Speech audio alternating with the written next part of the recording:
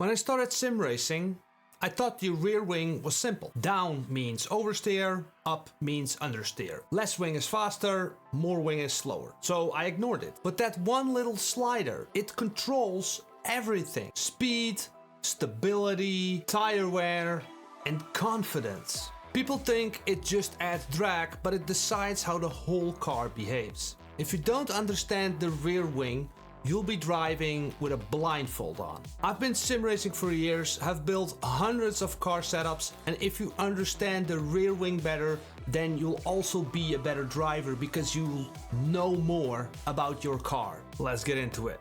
So for this example, I'm using the Merc GT3 in Le Mans Ultimate, and you can see I have here the low downforce and the high downforce comparison.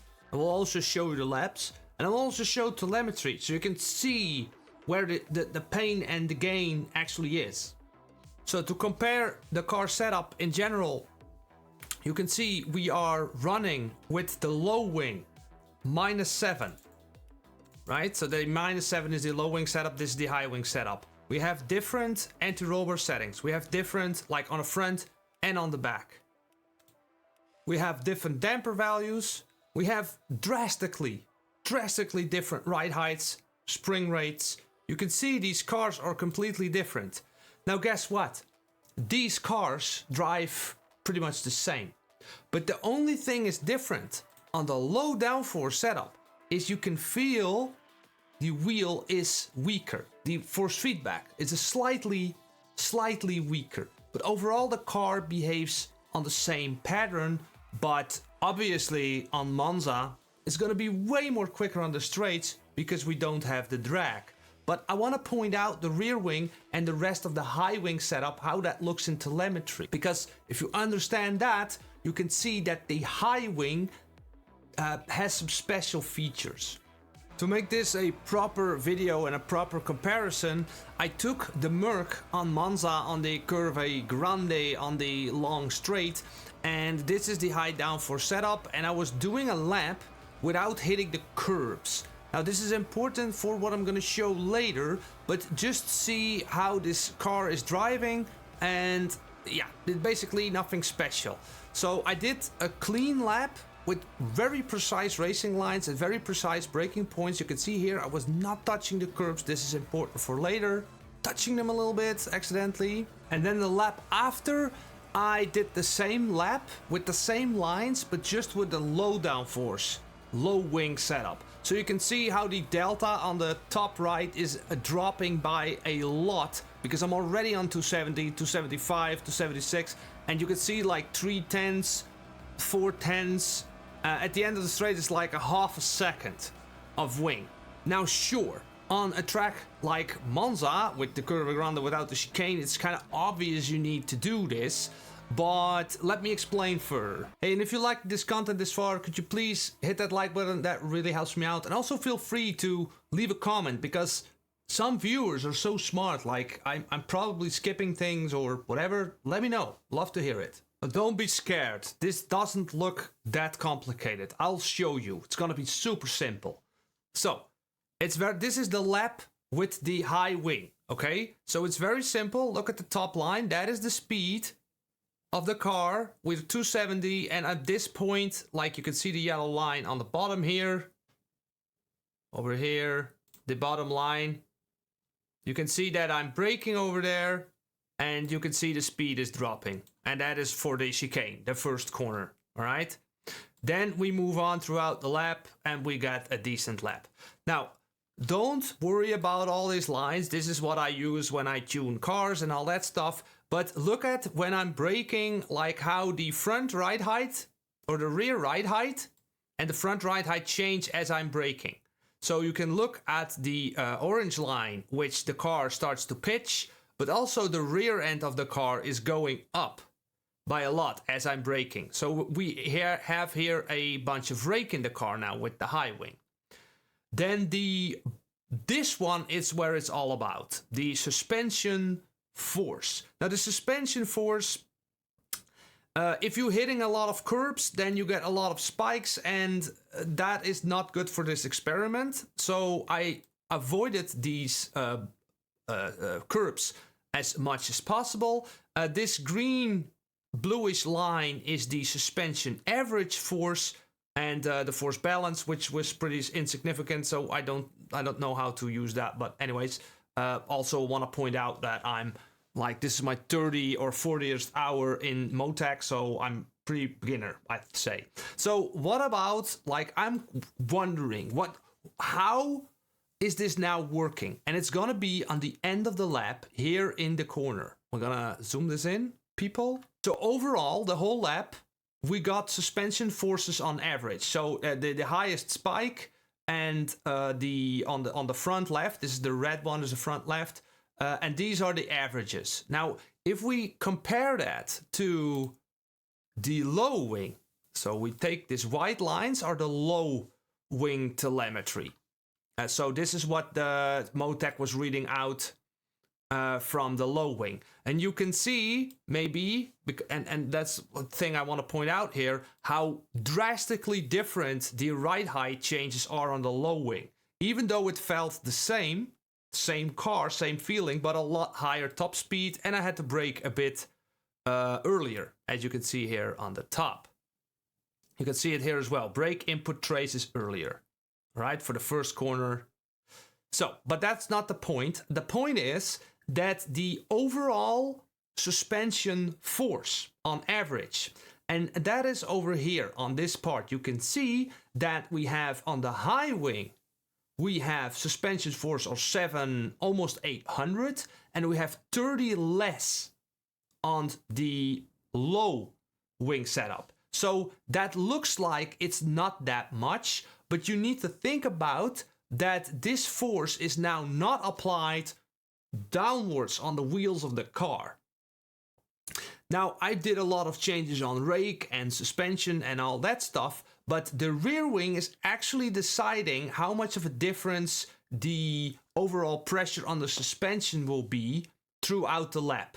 Now, obviously, on some corners and whatever, you're gonna feel these different changes, but the thing is, with the rear wing, these values, these differences, are gonna be most noticeable when we have very fast corners. But if we have a very fast corner and we don't have enough, or we have less suspension force on the wheels, we basically do not have rearward pressure on the tires, which then hurts our lap time.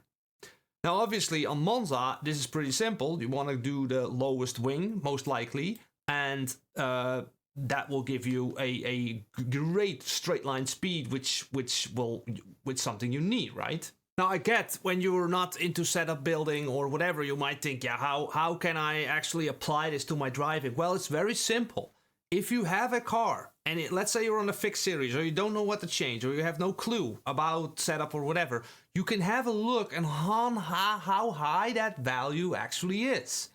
It will give you a clue on how much suspension force your car will have. So think about the next tracks, which is kind of a gray area. So I will just give my 2 cents about wing settings on the different tracks in Le Mans Ultimate. But yeah, some cars are a little bit different. So for instance, this track, Portimao, there's this last corner, there is this first corner, there is a lot of different like high-speed corners.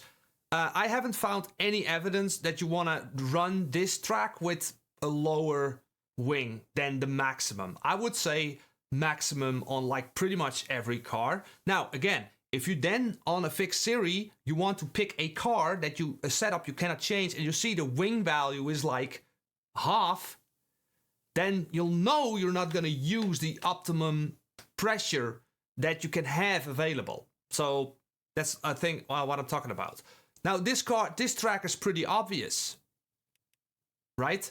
But different tracks like Imola, it's kind of a tricky one, because we only have this corner is pretty fast, and we have this corner over here is pretty fast, but overall we're not having super high speed corners. So testing out a mid-wing, like 50%, is definitely worth it in your practice sessions. Now, to think about the wing setting and the ride height, keep those ones together for simplicity. So if you set, let's say, okay, I have a high wing car, whatever, I want to test the low wing, you drop the wing by 50% and you take off some rear ride height to get some sort of a balance again. Now, Monza is pretty obvious. You want to kind of run that low wing. This track is also super interesting because this is a pretty straight line, actually. It's a long-ass corner, but we don't need all that downforce in this section. I have run with my Merc. I was in the races, especially, I was at an advantage on the end of the straight because I don't have the drag. You know, it's only like 3-4 kilometers. But if you're wheel-to-wheel racing, oh, let me tell you, those few kilometers are very welcome if you want to overtake someone. Now again, it's also going to be car dependent on how well it's going to take these corners with less wing.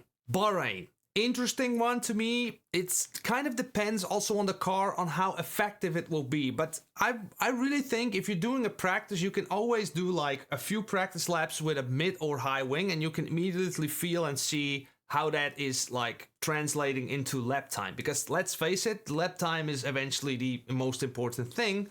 But then again, if you're in races, would you maybe sacrifice 3 or 4 tenths but not be overtaken on the straights? So think about straight lines like that. Yeah, obviously you have Le Mans. It's a little bit of a tricky one because you want to survive the Porsche SS over here and the first sector. But I found like very low wing settings. Also for Spa, I would do a lot of 50%-ish because we have these big straight lines. Give an alien a high wing setup and I will overtake him.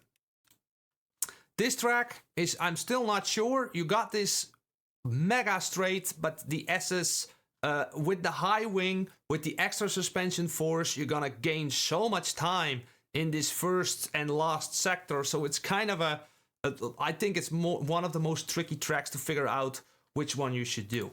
Now on Fuji, it was kind of interesting. Only this corner is really giving us the pain when we're running a low wing, but overall, at the end of this straight, and especially the long straight, with my Lamborghini on our own racing league we have, I found that the low wing is only 2 tenths slower, but I can already see in races how that's gonna help me overtaking people on the straights. Now this track, lots of fast corners. I think, my 2 cents, I think you need to have the highest wing here as well, because you have so much fast corners and that extra suspension force is so much welcome. Every time you take a fast corner, you have more rearward pressure, you're gonna be faster. Again, Sebring is also an interesting one. You got the long straights, and you also have corners that are pretty slow. You only have a really fast corner over here, and these corners, I'm gonna have to say, if you're more like less experienced, high wing, it's really an insurance for not spinning all the time in these bumpy round corners. So yeah, there's that. And then we have Silverstone. And I think again that with GT3 cars, you want to run a higher wing for these fast corners, and this fast corner and this fast corner, and this is a very high speed section. And the thing is, with the high wing, you're also gonna have more complementary settings on your front axle that will help you in slow corners as well. So as for hypercars, kind of still figuring it out, but I think that with hypercars you're gonna have a little bit less nuance. The rear wing is not that dominant over the overall downforce levels. So, but there's more for me to figure that out. So now, if you want to give a try to this mid, high, and low downforce setups, I already have the baselines in the store that you can use for every track. There's a solver, car-specific solver there as well to make your car faster or better behaving to your liking. And if you want to know how to build a complete car setup from scratch, I have the Art of Car Setups. It's a full-blown setup guide that will be in the description. And if we get this video up to 200 likes, we're gonna build on these kinds of videos and we're gonna make a ride height video. So the first step in the art of car setups is the rear wing. Then the second step is gonna be ride heights and rake values. And we can also look at the telemetry for that as well. In the meanwhile, check out Arnaud's Aerobox. This was a video, an older video for the Aerobox understanding. It's a great way to understand ride heights and how it's influencing the balance of your car. Thanks for watching.